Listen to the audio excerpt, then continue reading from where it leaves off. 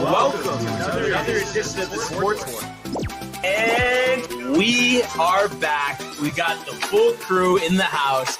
That is what it's all about. The Yankees, out of any team in the league, are the best equipped to handle a blow like this. I think there is a higher power at play here. He's due law of averages. That dude is the ultimate scrub. It's trash. Yeah. Every person you have in there is fucking trash. Next game, you're going to see a big performance. You can see it in the end of the game, and I'm just totally stoked and excited for this. Are back.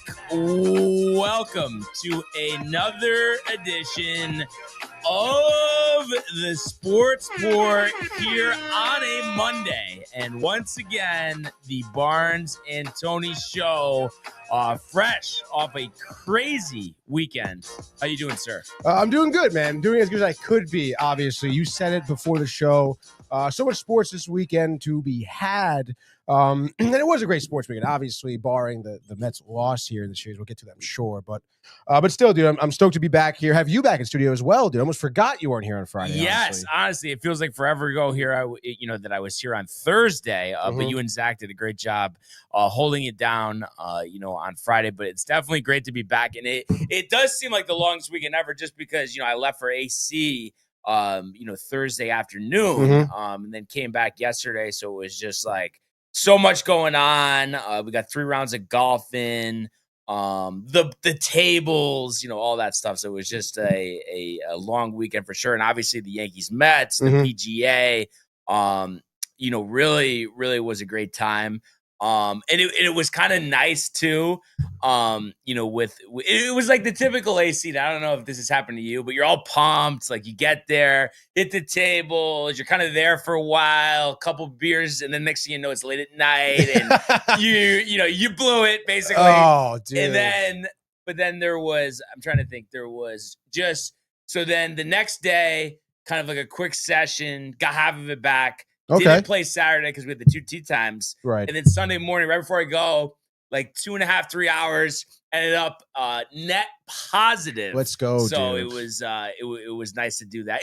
We talk about it all the time. It's all timing, this and that. But it was a great weekend. The courses were awesome. One of them you would have really liked. It was called McCullough's Irish Golf Links. Oh. And each hole, and I think I sent Josh the picture of the scorecard, each hole is a replica of a course from Europe. No shit. And all thick rough, no trees. And it was the best round I had all weekend, 86. Let's go, dude. And I was pumped, honestly. But it was like thick, as thick and rough as you can imagine, like crazy. Were you in the rough often? A little bit. And then you would have got a kick too. The starter, 20-minute introduction, going hole by hole, what to do. Let's take you over to the grass and talk about each thing. No, it was really? like one of those old people that just likes talking to people. Right. Nice guy, but it's like, and then also we were dying separate guy. We're on like a tee box. We're asking the guy, like, where does this hole go? And he watches us tee off and he goes, just so you guys know, you're all standing completely wrong on your tee shots. They're all going to go right. I mean, you can't stand like that. Oh my God, really? What did you say to him? No, he's like, thanks, man. It's just like one of those things. So yeah, that was funny. And then that was the morning round. And then the afternoon round, it was so busy. This course called Ballamore, literally, I would say over 5-hour round. And the back 9, pretty much every hole, you had at least 2 groups waiting on the tee. Like I've never seen a course like so backed up. Like it was crazy. So Saturday was like the longest day of all time. Probably 10 hours on the golf course. Was it that crowded? Like, yes. That's why. But there was definitely like a group that like caused the whole thing, of course.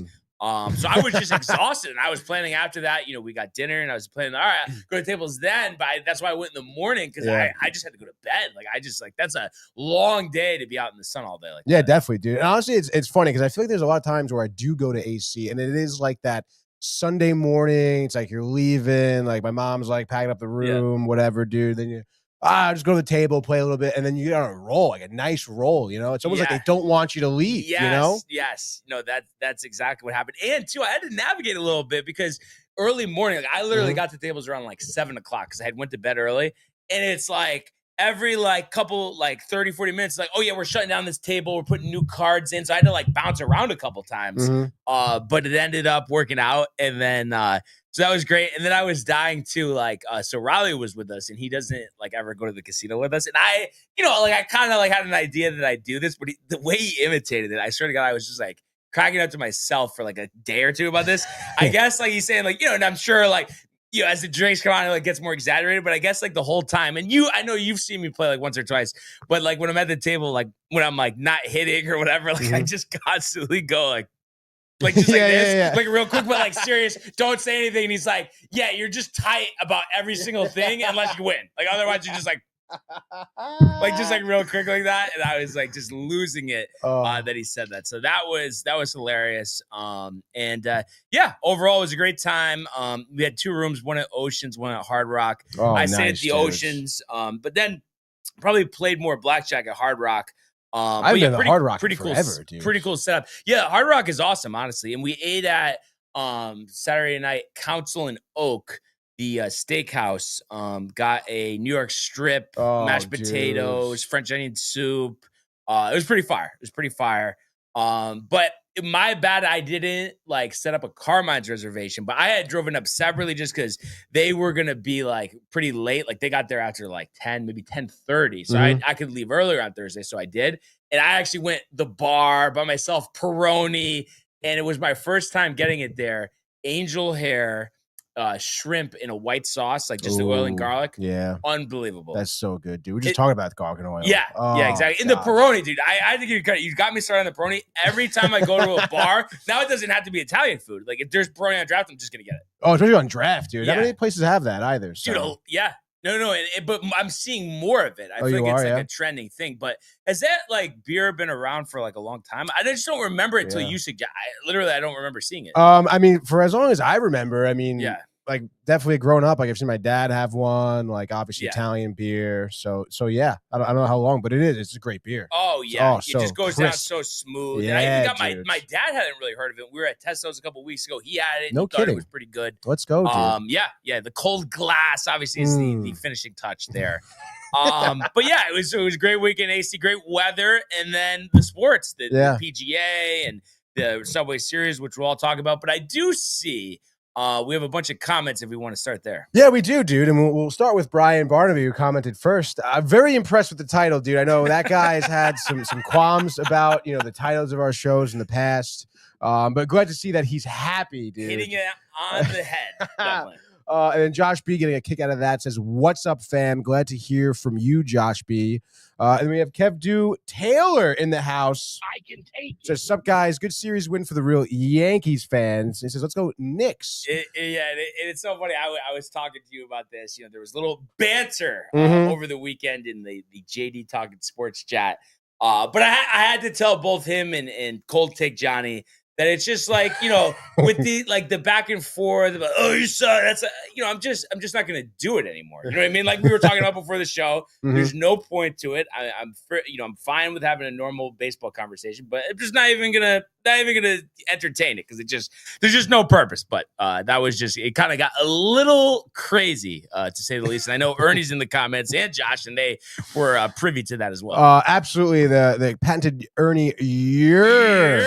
He says, "Let's effing go Yankees. Let's go Knicks." Let's go, Ernie. Ernie was texting me last night, actually, a little late night contact, actually, during the game. Yep. Specifically around the 8th inning, I think, is when he started texting me. Yeah, he was big in the chat. And then after the game, we were talking about a lot of stuff, too. So that was a good time for sure. Oh, yeah, it was. Josh B says it was awesome. Not sure what he's referring to.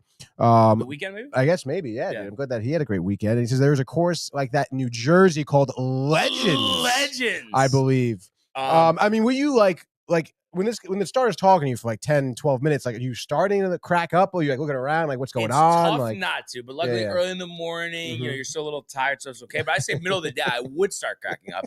And I was telling them, you know what it reminded me of? It's the older people that want to give you play-by-play driving directions somewhere. Like you're gonna remember any of that. Right, exactly. And I wouldn't want to be rude, but part of me was thinking like, boy, I wish I could just be like, listen, like I'm not going to remember any of this. Like, you don't have to go through this. It's okay. I understand. We'll cart path only. We understand. It's fine. Like, okay.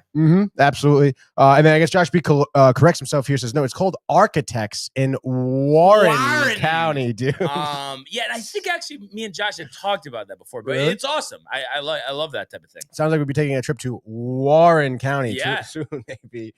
Ernie throwing a little shade here. Got to be exhausting driving the cart and waiting, huh? Yeah. I mean, the good thing was, I was all set up both days because the PGA was on, and then the Yankees were on that afternoon as well. So, I mean, that was the entertainment. Made the waiting a little bit better. Yeah, exactly. Dude. And then Ernie says, "Hey Tony, love the late night contact, dude." It was nice, gonna get jealous. I know he is gonna get jealous. And then Josh B and Ernie both loving the Cold Take Johnny joke of the week. They say. I'm glad they got a kick out of that. Oh boy. But yeah, we'll do a deep dive into the Subway Series. But I figure we'll just talk about the PGA for a couple minutes here. Let's go. Now I know you were working a lot. Like, did you get a chance to watch like some of it, Tony, or what was the deal here? Yeah, no, I got a chance to watch. I was actually tracking most of it on my phone. Because for the first time, Brian, I did like one of those pool things. Oh, okay. Which like I've never done before, but I guess one of the guys at Sacred Heart started one, put us in the group chat like, yo, if you want to try it out, whatever. Yeah. And it was fun, dude. For the first day, I was having a great time. Oh, you were in the lead? Yeah, on Friday, because I picked Steven Yeager, dude, who shot a 65, I think, or 67, day one. Yeah.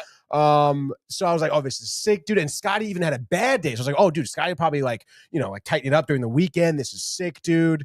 But I also picked Oshke and I picked Lowry as well. No Scotty? Because you wanted to be No, different. I did pick Scotty. Oh, you no, did? I did, yeah. But it's the total gross. Yeah, the total gross. And I forget who else I picked. Maybe like a Siwoo Kim or something too. Okay. Definitely like tough to do the pools. Yes. Because obviously as you get to the later pools, it's like the not so good guys. And it's like you take a flyer on some guys, like obviously if it sucks, like I'm realizing if anyone gets cut, like you're screwed. Oh, like, yes. You want to really go for that. Like go for someone who never gets cut, you know? Right. But it obviously, it dove me into the PGA. So I was watching, I was dialed in, and it was dope to see Scotty actually did tighten it up over the course of the weekend and run away with it. Yeah. And it was interesting yesterday because he was, I don't know if you saw yesterday, but off the tee, everything was left. It reminded me of myself at times. And he had some uncharacteristic bogeys. And at one point, him and Rahm were tied for the lead. And then he just takes charge on the back nine. He goes 2 over on the front nine. I forgot what the statistic was, but it had been a long time since Scotty Scheffler had gone, over par on a 9 at a major.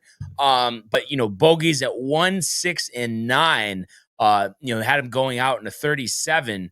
But then he ends up running away with it by 5 shots. And you saw Bryson struggle with the putts all day, and some errant tee shots as well, even though he was pounding the ball off the tee. And then John Rahm, 2 double bogeys to end his round, and it really just kind of gave me that idea that sure, there are golfers that are in the conversation, with Scotty Scheffler, and obviously, of course, first major of the year, Rory wins the Masters, but then wasn't even close during this event. And it made me feel like with Scotty that when he is dialed in, and especially at a tougher course, that he's head and shoulders above everybody. If he's like very like limiting his mistakes, these other guys are going to make mistakes, and more times than not, he's going to end up winning like he did yesterday. Yeah, dude. No, I totally agree, and I feel like that back nine Scotty was. For the first time, I think we saw a Scotty Scheffler that was, reminiscent of last season's Scotty, which was great, dude. I think, like, honestly, I'm almost like for the rest of the season, it's almost like watch out everyone else at this point, because it's like the back-to-back wins and back-to-back appearances for him. Again, and those are his first 2 wins of the season. So I think it's great to see him kind of obviously find his own. But like you said, I feel like it was that perfect storm where everybody else was making mistakes. The drop off out of the top 5 on Sunday was crazy. Oh yeah, dude. And then at one point I think there were 7 guys tied for second. Yeah, it was nuts. It really was. It's just unbelievable. Just what an overall just great golfer Scotty is, especially because I mean Ian Baker Finch and Immelman on the broadcast are saying like, geez, like, going into this, everyone's saying it's a foregone conclusion. Scotty's going to win. Right. Then he's tied with Rahm, and everybody's saying momentum feels like he's not going to win. And then from that point on, he was pretty much lights out. His only blemish there was on 18 when it was already in the bag. So he's just playing conservative. So he wins his third major. And I think it's some statistic about like an exclusive group before the age of 29 to have 3 majors. I mean, it's just, that's ridiculous. Yeah. What he's been able to do. And I think it's nice too. Like everybody knew that Scotty Scheffler, was capable of winning any golf tournament. But, the 2 majors have been just a Masters. So now to add, a different major in the mix with an opportunity to add 1 or 2 more the rest of the season, he's really in a position here to go on quite the run. Yeah, no, absolutely, dude. And I feel like I don't think really anyone wrote him off entirely necessarily, but I feel like especially with all the hoorah around Rory this season, like it kind of got like a little bit, shadow cast over him.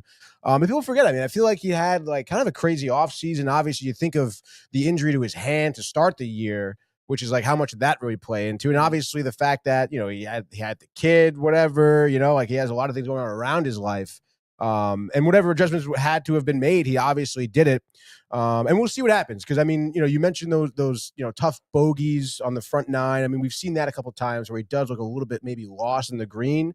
But I'm not going to sit here and say he's not going to win another major this season. Cause how could you, he probably will. Smart bet would be at least 1. Yeah. And I've always thought too, just because, he's got that good overall game. And I know at times the putting is struggle, but he made some big putts yesterday. Yeah. Is that he seems like a guy out of everybody because of his consistency that's best suited to win the next major of the season, the U.S. Open. You know what I mean? Because those are always the toughest golf tests, like all this stuff. And it just seems like he's able, no matter what the conditions are, to thrive above. So I feel like that major, compared to like the Open, I think suits him the best. Yeah, no, I agree. John Rahm was pissed.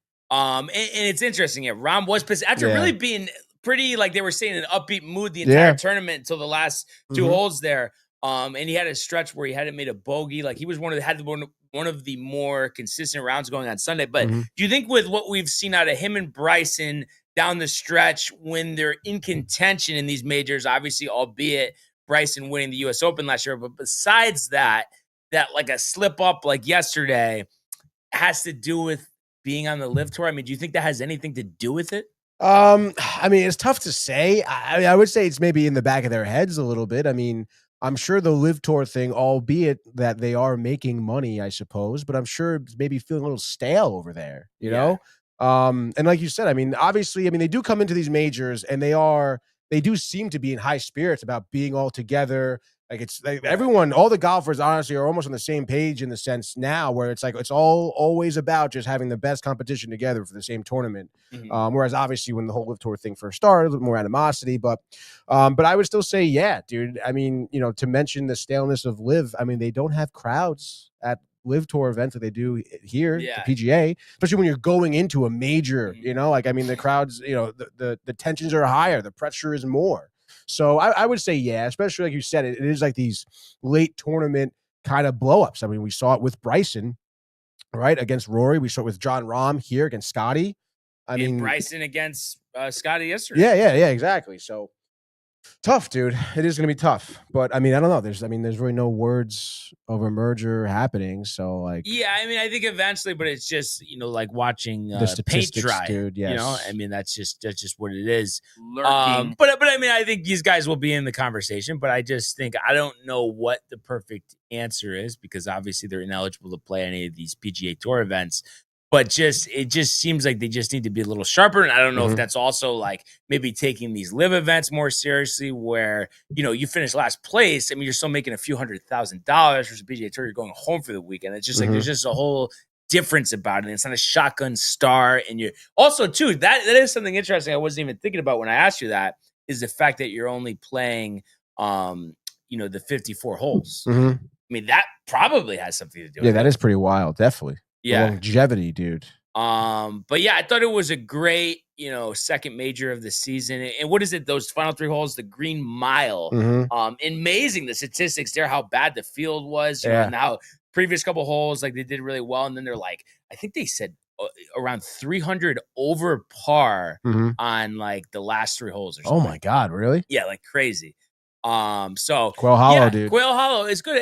And like I said, my only qualm is I just think it should either, if it would just make it, I think, more special. And I know it had been, 8 years since they last had the PGA, but if they just only had major tournaments, I think it would just make it a little bit better. And I know next year I'm going to botch the name, but I know it's right outside of Philadelphia. I don't know if it's, I actually want to just get the right pronunciation, but it's a course that I feel like most people, like you, probably haven't even heard of it other than the advertisements they were doing yesterday. But it's like, that's cool. We have no idea what this, like, what to expect there, Which I guess is cool. And I mean, it's another course too. That'd be just like the, what the hell was it? The freaking cricket club in Pennsylvania. But you know what, dude? Golfers tore that course up. They were loving it. I mean, which is great. Obviously, the golfers have good feedback. The condition, we do have to put it here again. That's cool. But it does. It kind of begs that question. The variable of like, oh, golfers who haven't been here, we kind of see what happens. You never know. I mean, golfers could get knocked around.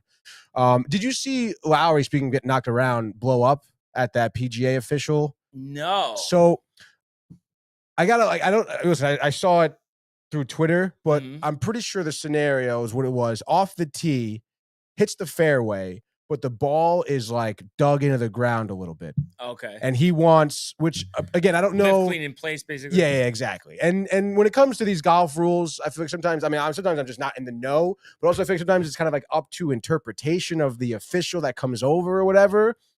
But I guess whatever they decided, they're like, we're not going to, you have to hit it as is. And I mean, dude, like he chunks it, obviously. The thing is like kind of halfway in the ground.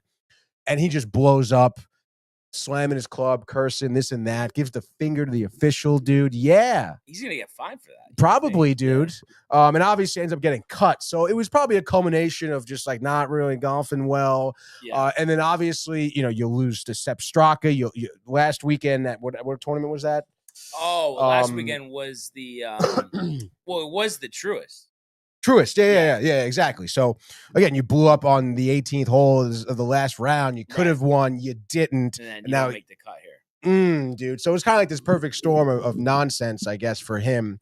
But it was kind of weird, dude. I mean, I don't know. I mean, again, I don't know the rules necessarily, like how an official can interpret it, but I mean, I don't know. You hit the fairway. It's like, come on, like you hit the fairway, like and that's what I think. Like I understand, you're in the woods, changing your light. Well, that's where the ball landed. But the fairway, if everybody is doing what they're supposed to do, there's not supposed to be craters in the fairway. Right. So that's why I feel like why not make it a rule that if you land in a hole, you can pick your ball up and put it on flat ground because it's meant to be flat ground. Exactly. And I think he was just like right at the cut line at this time too. Oh yes, so that's tough. And dude, his next shot literally, his club goes right into the ground. The ball goes like, I don't know, 12 feet and to the left, like from where it was. I mean, it was a little funny to see it, but also you feel bad for the guy a little bit. Oh yeah. And by the way, the PGA Championship next year is at Aranamink, I guess it is what it's referred to as, but it's been around since 1896. And it's in Newtown Square, Pennsylvania. So that'll be next year's PGA Championship. Another Pennsylvania place, huh? Yeah, another Pennsylvania place. Our next major will be at Oakmont next month for the U.S. Open. So that's going to be a great test. And they haven't had one there. I believe it was 2016. So 9 years ago, Dustin Johnson won his first major championship. So that course, I don't know if you've looked it up before, but it's crazy. It's like a very, very tough course, like all the U.S. Opens are. And I just wanted to see here too, the actual. Actually, I should just look on the PGAtour.com, but the actual date of the tournament, because I know we head back to Texas next week for the Charles Schwab, and Scotty will be in the field for that one. But the U.S. Open is June 12th. So, yeah, we're already, inside of a month till Bryson gets to defend his title, at Oakmont. And I have to say, I mean, first two majors of the season have been outstanding. A lot of good theater, a lot of good golf, drama, all this stuff that you want. And I think, too, if you go back to the last 6 majors, going the 4 last year, the 2 this year, every single person, that has won a major was already a major champion. So, I mean, we've had, it's shown us that these guys really are the best of the best, because we're talking about Scotty, Xander, Bryson, Rory. Yeah, that's crazy. Do you think we're going to see a new one at the U.S. Open? No, I think this is a run, and it's been a while since we've seen this. There was a couple of years. I remember when we first started to see, you got like a Wyndham Clark winning or something, and it just doesn't, feel right. But I think, I think Scotty is set up to win again next month, because it's just a tough course, and that'd be crazy. Then all of a sudden, just like that, he'd be one, Open championship away from the career Grand Slam. Yeah. I mean, at that age, I mean, really, really unbelievable stuff out of Scotty Scheffler. Yeah, dude, it really is very impressive. Jealous. Yeah. Jealous, dude. I mean, what a life. I know. Meredith, the whole thing. So some great golf, and thoroughly enjoyed it. And it's just crazy, too, that we're already, like we said, we're inside a month of our 3rd major, but the fact that we're already halfway through major season, it just does go by so quick. But it's just so nice, too, all the accessibility, being able to stream all the rounds and stuff. I mean, you get to see a lot of great golf. So thoroughly enjoyed it, and looking forward to Oakmont next week. And we'll talk Charles Schwab on Wednesday. But if we could go now to the world of Major League Baseball.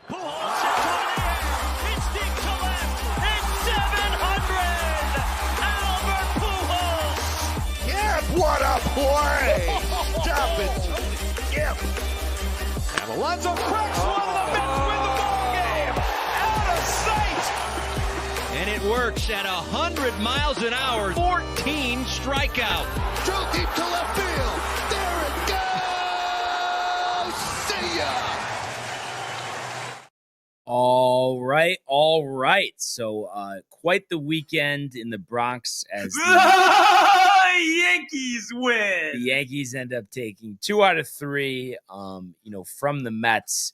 And I would say, if you went like the total runs here, it'd be the Yankees, scoring 16 to the Mets 6. But really, if you take away, Friday's game, I feel like that one was never really in doubt. The next 2 games were very close down to the wire. Obviously, the Yankees with that huge bottom of the 8th inning to break it open last night. But this was a tremendous series. All the hype going into it. And I thought too, and I heard what you guys were saying on Friday about like this series kind of being bigger for the Mets. But I just feel like this was important just because. Of recent years, and we could look up the exact numbers, but I don't know. I mean, what would you say, Tony? Going into this series, the last maybe 3 or 4 years, the Mets probably had won more games in the head-to-head match. I know they went 4-0 last year. I'm trying to remember. I think there was a split in there, right? I think they were like around 500 the last few years against the Yankees, but then the sweep last year. So yeah. So I just thought like that it was important because too. Being, over the last couple of years, starting with Cone and then the 4-0 and then the Soto signing. And it just felt like, there was a lot of conversation, that the Mets are better positioned. The Mets are better now. The Mets are taking over the town. So that just from that standpoint, because obviously at the end of the day, it is 3 games out of 162 or 6, when you include the 4th of July series.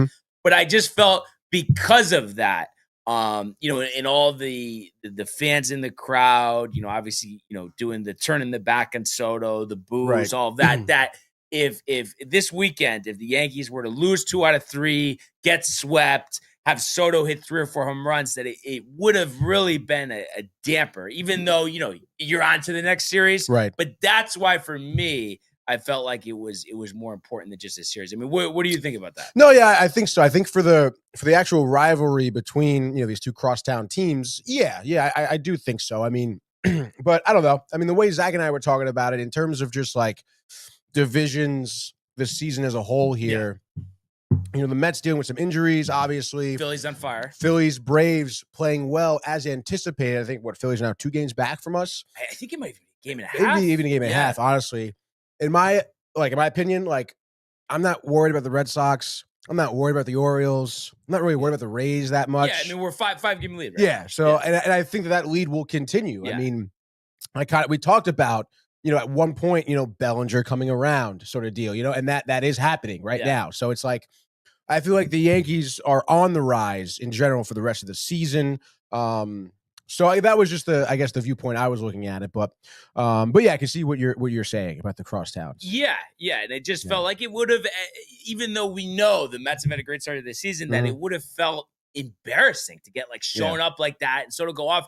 And before we get into the specific game breakdown, Soto goes 1 for 10. Not good. I have to say, I know you must feel the same way, but I was absolutely stunned that he didn't do more in this series. And it's not even being that way. And I don't know if you kind of felt like this, but certain times, in the outfield, and there was a ground out late in the game last night where he took a half swing. It didn't feel like he was going 100%. Did you get that? Sense? Yeah, dude. I mean, honestly, especially in the outfield, he kind of that ball to right field. I thought Dominguez was going to score. He's walking to the ball. He looked like Marte out there. Yeah. He looked like Marte with a groin injury out in right field. Right. Is what he looked like. So I don't know, man. What is really going on in his head? To be honest, I thought leading up to the series, even on Friday and post game Friday, it seemed like he was taking all of the boos and the ridicule from the fans in stride. Off. Yeah. It was an ovation almost. And I'm like, okay, this is good. He's got a good mentality for it, but it just wasn't. I don't know, dude. I don't know if it's just because he's struggling in general, and that's why. And I know he made, he had a good, over the shoulder catch yesterday. But like you said, I mean, you're looking at some plays and he just looks like he's just sluggish. Yeah. Yeah. And that ground out, it was a half swing. Yeah. I don't know. And to get rung up by Fried a couple times, looking, I don't know. It just wasn't it's the eye is there, but everything else just doesn't seem right. And I don't know if it's just a lack of confidence right now that is playing into I was going to say, I mean, I think, again, to go back to Friday, something he was taking in stride. I think by Sunday, I think he was fatigued. Yeah, dude. Yeah. I really think it was getting to him a little bit. Because obviously something is, he's not playing well. He's not at all. And he hasn't been. And I think, for a lot of the time, maybe I'm just speaking for myself as a Met fan, but I feel like a lot of Mets fans are okay, he's going to come around. He's not going to be like this forever, whatever. Right. But obviously, including myself, a lot of Mets fans in this series, were expecting a big game. Yeah, a big series out of him. And they just did not get that. And I feel like maybe he felt that, maybe he was losing some fans as well. Because it's almost like you want to join in the booze on Sunday by the time, come on, man, So I don't know. We'll see. And I'm sure long term, you're not really concerned at all. But just for this season, are you concerned that this is going to be a full season thing where it's okay, it's not that he's going to hit 190 and have 10 home runs, but just that it's just not going to be what you need or what you were expecting? I mean, it seems like that right now. Listen, obviously there is still a lot of season left. He could have a tremendous second half. We are, we're in the Mets are in the fortunate position that, they are still winning games. Right. They are still have one of the better records around the league. So you can kind of bank on that. It's as long as we, when we make the playoffs, if Soto shows up, then this is just, almost like what Alonso was last year, where it's if you didn't hit that homer off of Devin Williams, then you're a loser. And he's in Toronto. Exactly. So you do have that to fall back on. But it is you're almost this is what we're going to see him perform this season. And not for nothing. It's I understand that Alonso and Lindor have been carrying this team a lot, which is great. I mean, I love to see that performances, but it's just if you want to win the World Series, if you want to make it to the World Series, you're going to need Soto to be at somewhat of his best. Right. And if you don't have that, you're going to get knocked out by Philly or Atlanta when it comes down, to a wild card or to the division, whatever. So it's, it is you got to figure it out. The pressure is on him now. I feel like more so at any point this year or even his career, honestly. Right. I know people talk about the parallels of what he was like in San Diego and how, obviously he wasn't playing well there. But it's just you would think that he'd be happier with New York than San Diego. I mean, I feel like, at the time, San Diego, I feel like had a terrible locker room, a bad culture, and they weren't really necessarily winning games. Yeah. And you think too, like, I'm just thinking about this because, like, I think part of the reason why, like, he left the Yankees is he didn't like that it's like all about Judge. He knows Judge is better. And that now that we're 45 games into the season, and that the talk is about what Lindor and Alonso are doing, that maybe that is also kind of why he doesn't seem happy. I mean, I guess. I mean, he wants to be that guy. Right. No, he does. He does. But, I mean, do you really think that he was, like had animosity towards Judge? Because I think you know what it was? I think it's that he knew that even though he was getting the love, at the end of the day, I mean, Yankee fans are picking some guy. Judge is a guy. And it just that he was not going to be Judge. Yeah. You know what I mean? And I think that played into it. So I think that's kind of why now when he's going and he's confident, that's when he's cheesing, that's when he's shuffling. And I think unless he's doing that, he's not happy. I mean, that's... Yeah, no, obviously. I mean, it's pretty evident now that he, he's not doing well. He's not happy. It's affecting his play. I don't know. I mean, it's tough, dude. I mean, obviously it comes down to, no one can help you except for you sort of deal. Right. But still, I mean, you would still think that the culture around him is somewhat uplifting and positive. I mean, so it's like, if you can't perform well in an uplifting and positive environment, then like, what are we doing? And I mean, they are going to be at Fenway Park the next couple of days. Yes.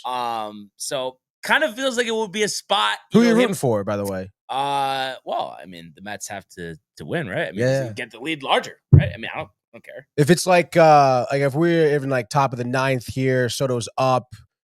Red Sox are up by 1 here. Runner on. Like, are you rooting for like Soto 2-run blast, take the lead? Let's go. Oh yeah. And the whole thing, whether it comes to Soto or the Mets, is that if it's not coming in the way of the Yankees accomplishing what I need them to accomplish, and what all of us fans and what the team needs them to accomplish, there's no issue with it. You know what I mean? I think that's where stuff gets misconstrued sometimes. And I did see Ernie wanted to call in. I mean, did we get him on the dial? Let me know when I can call him. Oh yeah. I mean, you can call him whenever. Yeah. Ernie, I mean, the phone line's open. You know the deal. And what do you think he meant? Where the fuck is Dead Yell from last week? Oh yeah, you didn't. The dude who was commenting on Friday thought it was Prefer Daniel Nunez. Daniel Nunez. I don't know if it could have been. It is. You can just tell the way he talks. And he's so tight because you guys like have kind of just been like kind of simmered about it. Like I just go crazy, like telling him to fuck off and stuff. So he hates me. Like, because it's just not like, you know what I mean? It's just like at the end of the day, like, can we just have a serious conversation? Like, we not hide behind walls and just like pretend to be people and change our names and be Derek Ho's corner. It's like, we don't have time for that. We don't. There's no time, dude. And I also saw Jay said Mets defense needs to tighten up too. Obviously. Yeah, and we'll get to that. But I guess while we're waiting on Ernie here, we could kind of go over each game. Friday, like I said, it felt like the Yankees, were in complete control here. Yeah. Had a couple opportunities early on, didn't convert, but third inning, they were able to get on the board against Tyler McGill and actually knock him out of the game. He only went 2 1/3 and 2 2/3 and gave up 4 earned runs. But the first 2 runs were actually on a throwing error by Francisco Lindor. So Goldschmidt, actually ends up going to second, Bellinger to third, and Vivas ends up scoring along with Judge. So the Yankees were up 2-0. Volpe hits a sac fly to make it 3-0. And then the Mets actually walk in a run there in the third inning to make it 4-0. And in the fourth inning, the Mets did get one back on a Nimmo single to make it 4-1. But the bottom of that inning, the Yankees had 2 more runs. Paul Goldschmidt, and you obviously, you've seen some stuff, from just highlights and different things, but obviously watching all the games this weekend, I mean, is it not crazy that at Paul Goldschmidt's age, it almost seems like he's playing like the best baseball of his career? Maybe the power's down a little bit, but he's never hit this high of an average. And then the way he's running around, making plays in the field, I mean, is it not unbelievable? It is actually unbelievable, dude. And again, I mean, it's funny. I was, I forget maybe it was Mike actually on Friday. But I feel like Paul Goldschmidt was like another, like, people were almost like a little upset. Oh yeah, that Paul Goldschmidt was the get right. for them at first base. And it's like, I don't know, dude. I mean, I know, you can maybe sit back on it's better than whatever else we had.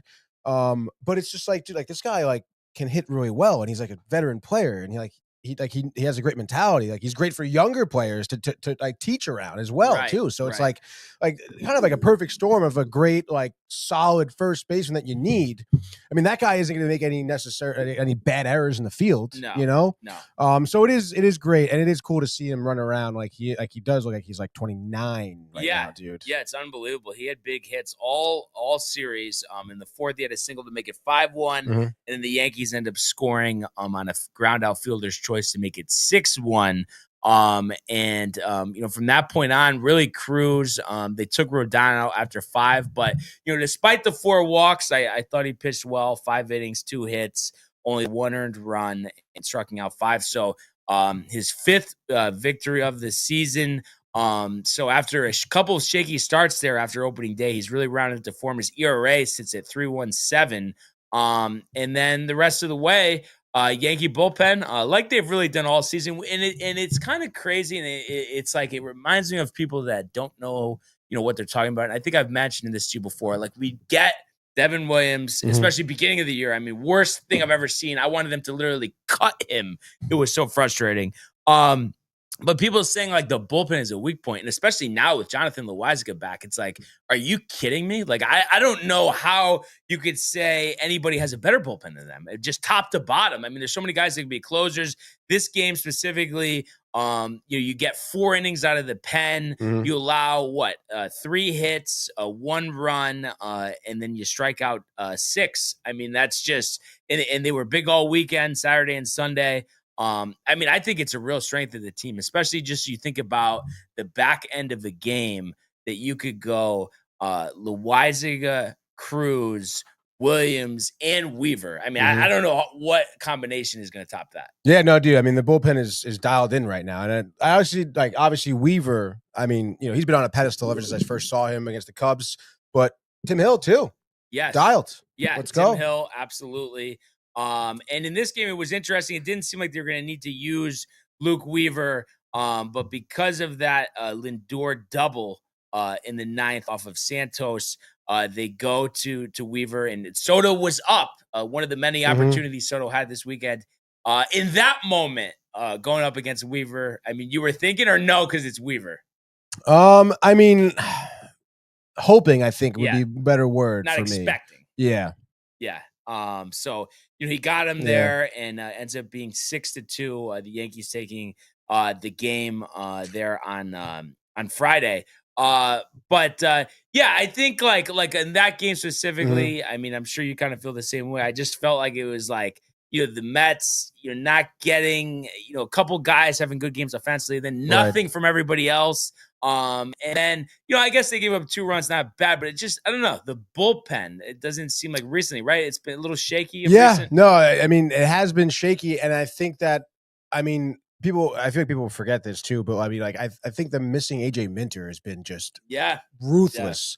Yeah. And through, I think 13 games, he had like a 1.2 ERA. I mean, he was looking great.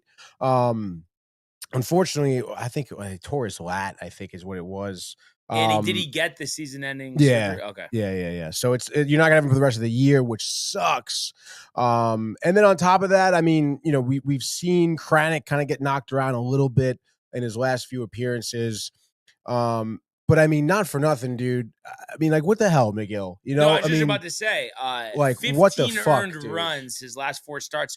4 runs exactly the last 3. And he was pitching very well. His ERA was 109 before that stretch started. But, I mean, it's like, you have to feel like you almost want him to just go to the bullpen at this point. Literally. I almost maybe don't even want to see him for a little bit. Yeah. Because I don't know, like, if it's got to be mechanical or something, because this dude could not find the strike zone on Friday. Yeah. Like, he just could not, like, find it, dude. And, I mean, like, I literally go into Friday. It's like, all right, this is like, you're not having your aces out there this series. You need McGill to give you like 5 innings. Don't like exhaust the bullpen the first game of the series, and he gives you 2 2/3. Like, and he's, like I said, he's just giving up hits left and right, walks left and right, and it's just like not at all setting the tone. I mean, I think Honestly, like once I watched Friday, I really thought the Mets were gonna get swept, to be honest, dude. Because it's just not exact. Like they did not set the tone at all for this series. You had McGill blow it at his start, and then you had like I don't know what they were thinking at the plate. I don't know if they were just not seeing pitches, but I can't even tell you how many times I'm seeing Rodon throw a first pitch fastball in the zone. Yeah, and they're looking at it. And you know what? It's funny that you say that because I felt like the last couple of years, obviously specifically last year, it was the exact opposite. Like they're jumping on first pitch, constantly putting pressure on the Yankees, and it felt like the whole series they didn't do that. They didn't do that, and instead they want to swing through his changeup, and then you're down 0-2. Yeah, like every at bat, and I'm like who's teaching these guys? Like what are we doing here? You know. So again, like that, it just had Friday just left a terrible taste in my mouth, honestly, for the whole weekend. But yeah, dude, it was definitely a tough watch on Friday. By the way, Jimmy Butka, haven't heard from him in a while. He says, "Let's go Yankees!" Right back at your brother. And so that was Friday. Saturday afternoon. Obviously on my side of things, a little frustrating. Definitely a game.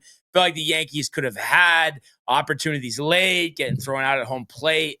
But the positive thing I felt was, and the Mets got a great outing out of Canning. Maybe you wanted them to go a little longer, but 5 1/3, 7 hits, 2 runs, and 4 strikeouts.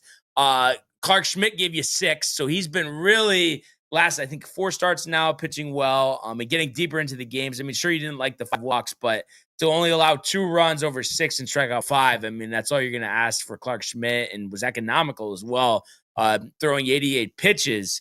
So you like to see that. And it was just unfortunately a struggle for the Yankees offensively. And this is the game where the Mets bullpen was dialed in because you got 3 2/3 scoreless out of the pen. Diaz, shutting the door there. And your only offense in this game was a LeMahieu homer, which I'm sure that probably surprised you. And by the way, how weird does he look not wearing high socks? Very weird. Yeah. I've never even seen him Me ever. Neither. I don't know why the change. Yeah. But maybe he felt like he was going to do better because he has been hitting well, which is surprising. He looks slow running field, but the bat has actually been pretty good. But he got him on the board there in the third, make it 1-0. Fourth inning, though, Clark gets into a little trouble, scoring on an Alonso single and then a Vientos sac fly. And then was it later in the game or was it that inning when Soto steals second and then we throw to first? That was that same inning. That inning, yeah. Which is like I've what never was seen going on? Yeah, I don't know. He's past the pitcher, but he's throwing back to first. Yeah. It's like he thought, what did he think? Go back? Yeah, I don't know, dude. That was crazy. That was probably one of the most valuable things he did in the whole series. Yeah. Stealing like that. And I think he did it one other time. But anyway, that gave the Mets a 2-1 lead. It was exciting to see Bellinger, who, like we said, has been dialed in. He homered in the 6th to make it 2-2. So you felt like it was there for the taking. You had opportunities there in the 7th and 8th inning. Like I mentioned, in the 8th, Dominguez getting thrown out at home. And then unfortunately, off of Fernando Cruz, the Mets score on a Lindor sac fly to make it 3-2. And there was no such thing as a rally for the Yankees there in the 9th. Edwin Diaz, retiring them in order. 2 strikeouts, Judge striking out to end the game, and a Ben Rice line out the third. So the Mets took the second game there, 3-2, and setting up the rubber match for Sunday.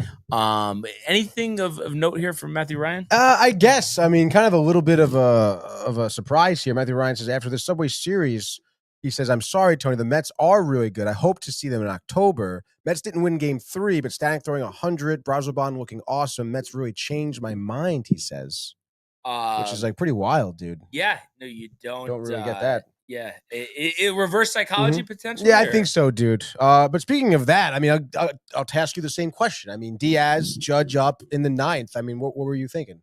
You were thinking homer. No, because it's just something about and Judge is clutch. I'm not gonna lie, but just against a closer throwing smoke. I don't know. Down a run, if the game was tied or something, it felt like it would be different. But down a run, it's kind of tough. Do we have Ernie? We're going to have Ernie on the line in a moment, dude. Stand by. I was honestly almost doubting Diaz, not going to lie, dude. I mean, because, he hasn't pitched great, but it Hasn't pitched started, great. though. You know what? It made me feel like they weren't going to do anything because he got the first 2 out. If it was a walk, if it was a walk, then it's like, it's the over, whole dude. thing kind of starts. But Ernie, you're live on the Sports Port, bud. How you doing? Ernie.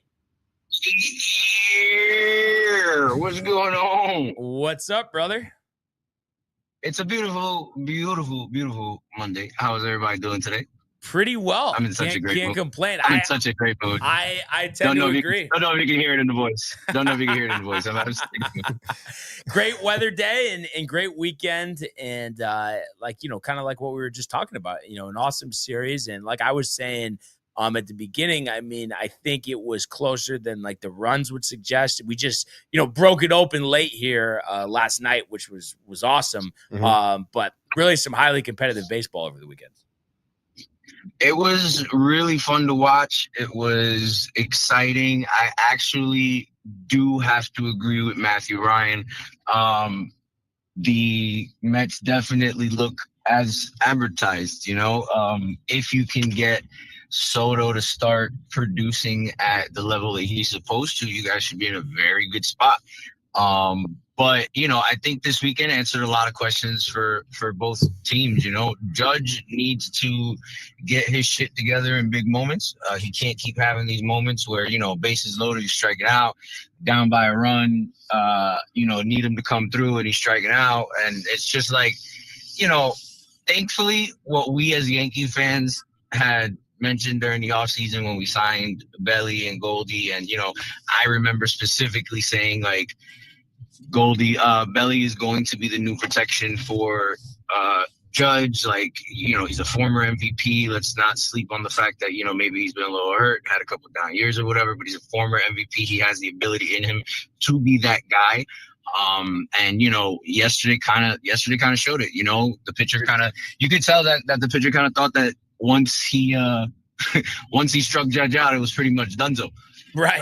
Right. Because it was just a first pitch meatball, and it was almost like PTSD watching it happen, because it gave me shades of Freddie Freeman in the World Series, where it's just like one pitch, bang, gone for grand slam. Right. Game's pretty much over at this point. Like, so it's just like it gave you that feel where it's like, okay, we as a team can maybe get something done, but Judge needs to go ahead and get his shit together. Defensively, the Mets have to get their things together. Patty made a very good, even though it was funny, he made a very good point. Death tax isn't a bad throw to home. Right. That can't be the aesthetic going into after the All-Star break. But I mean, the only thing that I honestly think that is gonna be detrimental to the Mets is if Soto doesn't get it going. Their bullpen looks great. Lindor is going to be up and down all season. He's like that anyway. Maybe after the All-Star break, he kicks into what we all know he is. Alonso, he's streaky. Alonso is very streaky. But at the same time, if he's going to keep making these bad plays or bad throws, that's going to affect him as well. You know what I mean? Like, So it's just everybody looks like what they're supposed to be. What I saw last night and this weekend was a preview of a possible Subway Series this year. Yeah, absolutely. I agree with that one, Ernie. And I think that would be, fascinating to see. For sure. Fascinating. But I know fascinating wouldn't be the word. I think group chats would be dismantled. People are going to be blocked until football season. Like, it'll be rough. I'm kind of curious. I mean, my thought, like what you guys think about, like the Yankees and the Mets in terms of adding, before the trade deadline. I feel like for the Yankees, I think they'll be perfect. I would say probably a third baseman. I think the pitching should be fine. If Heel's back, you can count on Fried, and then you have Schmidt as well. Like I feel like they'll be good there. But I would like, Arenado or something. But what do you think, like, Tony, on the Mets end? Like, one thing, like what would you want the most? I mean, you got pitchers coming back. So imagine, would it be bullpen or offense? I mean, I guess, dude. I mean, I still would probably go for a pitcher. I think. Okay. I mean, obviously, you would like to maybe add someone in the bottom half of your lineup because Vientos has been trash. But honestly, dude, I would probably just start putting Beatty at third base because Vientos, I mean, the bat isn't there. Errors in the field as well. I would look for a bullpen piece. I mean, I really do think you're missing like AJ Minter a lot. And not for nothing, dude, but like Minaya and Montas coming back. I mean, yes, that's great to have in the rotation, but it's just like, I don't know what they're going to look like, dude. And I wasn't really banking on them being great pitchers to begin with this season, to be honest. Like, I kind of thought, like, oh, like they'll be, you know, I don't know, middling first half of the year, and you're going to be looking for better pitching coming to trade deadline anyway. So I probably would just go for a pitcher, to be honest. Yeah. And it's interesting because, like, a lot of people have said for the Yankees, like, oh, they need to add a pitcher, but I just feel like the way Rodana's looked, then Fried, then Schmidt, then Heel, it's like, where's there even room? What do you? I mean, with the pitcher, what is he going to be, the fifth starter in the postseason? Yeah, I don't know. I don't see it in the pitcher. What do you think, Ernie? Is it the third baseman for you, or would you still want to explore the starting rotation? No, I think with Loizaga coming back, Devin looking into form, Weaver being our closer, we have 6, 7, 8, 9 covered in the bullpen with, you know, Tim Hill, Leiter to kind of cruise as well, to platoon it out, you know, can't put too many days in a row. I think our bullpen is fine. All right. I think our bullpen showed this weekend that we're good, because even the games that we lost on, you know, on small ball, where things that you necessarily can't too much control. You know, Soto gets on, he steals, then you have what was it? Then it was a pop fly from Lindor. Oh no, not Soto. I think it was Nimmo. He stole. He was on third, and then you had Lindor or Soto pop out and sack fly. We don't score in the next inning. That happens. That's small ball. You know, again, like you said, the last game on Sunday, the score really doesn't represent the game because it was 4-2. Goldie with that big hit, and outside of that, it was a very, very good pitching matchup the entire series. Like the entire weekend, pitching was on fire. So I don't think we need to touch pitching with Heel coming back. You know, you are correct. Rodon looks good. Fried looks great. Like Schmidt even looks pretty Schmidt looks good. Yeah. Warren, you know, he has his good days, he has his bad days, but you know, if somebody needs a rest, he can pitch. But it's also in the sense of like, we have no Garrett Cole right now. Right. Imagine if we had Cole with the way Fried is pitching, with the way Rodon's pitching, like, you know. So I think we're in a good spot pitching wise. You don't want to go ahead and bite off more than you can chew, because then, you know, you have to think long term as well. Personally, I don't want Arenado. I think there is a diamond in the rough that nobody has really mentioned. I talked about it yesterday in the chat. If there is a possible way that you can get that 30-year-old lefty bomb maker in Colorado and Ryan McMahon. Really? Because Colorado is really bad. I said the same thing, by the way. Our intern in here is shaking his head right now. And I was fighting it too, just because this wasn't updated, but as of yesterday, his average was 209, and I see it's went down to 206. But Ernie was kind of saying last night with JD and everybody that, you know, going to the Yankees, you know, and just being in a competitive environment would change the results. I mean, the last 3 seasons, you know, he's hit 63 home runs, but his averages have been 246, 240, 242, and he's struck out 158, 198, and 185. That would be my only concern there. But my thing is, it's Yankee Stadium. He's a lefty. All right. We say this all the time. Powered lefties at Yankee Stadium, they just end up being better. All right. You put them on a competitive team instead of that trash dumpster fire that's going on in Colorado. That alone of a change of scenery has to be able to improve somebody. You put them on a contender, bro. The kid's young. I think you go that route. I think we're fine, because again, like, DJ's going to stay unless we deal him for somebody, but I don't want Arenado because Arenado is just a little bit of a better DJ. Yeah, I mean, in Arenado, we would have for 2 years under contract as well, so McMahon would be cheaper, and it'd be interesting to see if the Yankees would ask Colorado to contribute. But he's owed, you know, $12 million this year, whatever the rest of this year would be, and then $32 million combined in 26 and 27. So not a terrible deal, but like I said, I just would hate to see. You would need that, you know, improvement in offensive production, because what are we doing if he's going to hit over 200 and hit some home runs? Like, we don't, that's what we don't need. You know what I mean? He needs to make more. Yeah, but if you also think about it, what are we getting right now at third base? Like, if we have somebody that's hitting 240, 250, is going to give us 20 home runs at Yankee Stadium, but play a solid third base, is that not a little bit better than what we're getting right now? Oh, yeah, it is. I mean, and obviously Peraza booted that one yesterday. So, I mean, he honestly has not looked great. I expected more out of him. So that is the one thing, that would make sense. But I also wonder, too, because there's so LeMahieu out, and obviously he has hit well so far. I think he looks a little slow in the field. But then eventually Jazz is going to be back. So I wonder if almost they don't add anybody and then I would think they would actually put Jazz back at third, because I feel like LeMahieu at third would be a disaster range-wise. Oh, yeah. But maybe he'll get injured by then. You see, this might be where I'm like an asshole type of a GM, but like I see DJ hitting and showing that he's a little better as a good thing, because now I can shop his ass and have actually something to shop for. But you really think, though, like somebody – I have a hard time thinking – anybody would trade for DJ LeMahieu. I think, what is it? We owe him $30 million. Like, even if we ate 90% of the contract, I almost think like maybe they would give us cash. I don't know, or a player to be named later, somebody they're going to release. I mean, it's just, I think the market. Colorado is so bad. Colorado is so bad. You could give them DJ, Peraza, and some money, and we could get McMahon. I feel like they would be like, or even give him DJ and Vivas. Give him DJ and Vivas and keep Peraza. I'm telling you, nobody's taking LeMahieu. Like, they're not doing it, dude.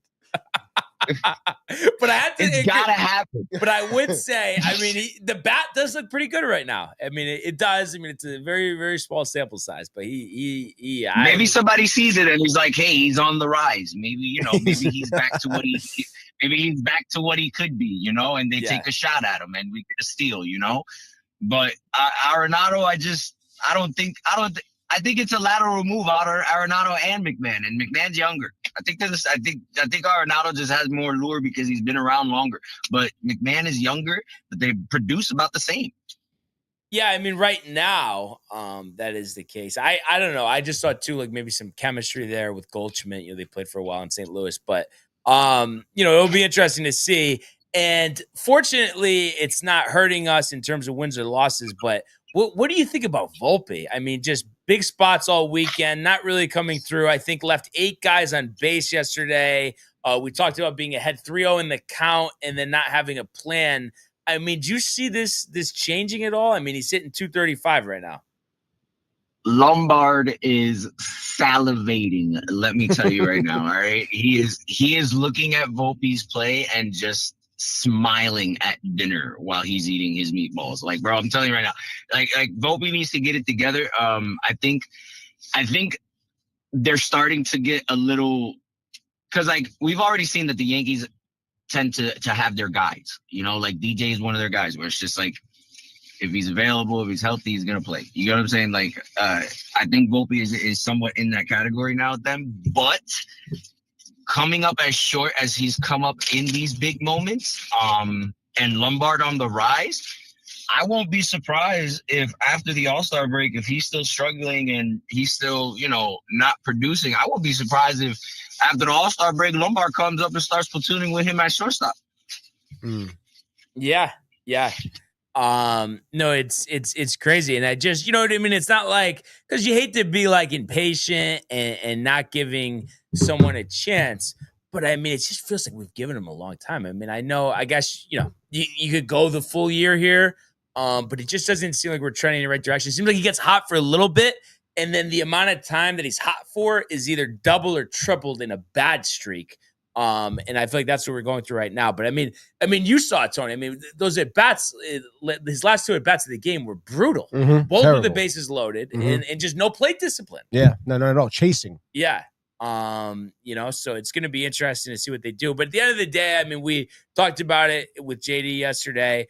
27-19 right now. I mean, given, with the injuries and just the way we were perceived going to the offseason, 5-game leading division, there really isn't any more we could ask for right now, Ernie. So I think there's just a lot to be excited about. We're 33-14 technically. Huh? Yeah, we're 33-14 technically because I don't really count too much those losses on because Devin was just a dumpster fire. So like if you really think, I didn't know what you were getting there. Get out of here with that, Ernie.